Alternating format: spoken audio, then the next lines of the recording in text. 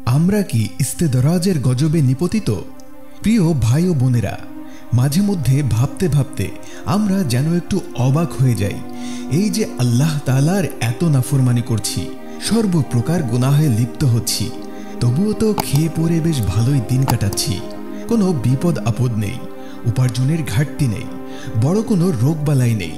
মৌসুম পরিবর্তনের সাথে সাথে আনন্দেরও নানা উপলক্ষ তৈরি হচ্ছে। এত পাপ করা সত্ত্বেও আল্লাহ তাআলা তো আমাদের উপর বেশ ভালোই রহমত করছেন। কিন্তু আসলেই কি তাই?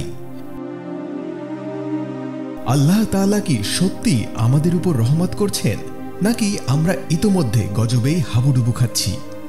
আজ আমরা গোলকধাঁধার এই এপিসোডে এমন একটি গজব নিয়ে জানার চেষ্টা করব যে গজবটিকে বলা হয় ইস্তেদরাজ। আল্লাহ তাআলার একটি পবিত্র নাম হলো আর রহমান। রহমান এমন এক রহমতকে ইঙ্গিত করে যে দয়া সর্বব্যাপী। কাফের, মুসলিম, গুনাহগার, নেককার নির্বিশেষে সবাইকে যিনি দয়া করেন তারই নাম আর রহমান। তাই আমরা যে আল্লাহ তাআলার রহমতের মাঝে ডুবে আছি একথা বলার অপেক্ষা রাখে না। কিন্তু শত শত গুনাহ ও অন্যায় লিপ্ত থেকেও যখন সুখ, শান্তি ও সচ্ছলতায় তৃপ্তির ঢেকুর তুলছি, ঠিক তখন সেটা কেবল রহমত আছে কিনা তাতে খুব সতর্কতা জরুরি।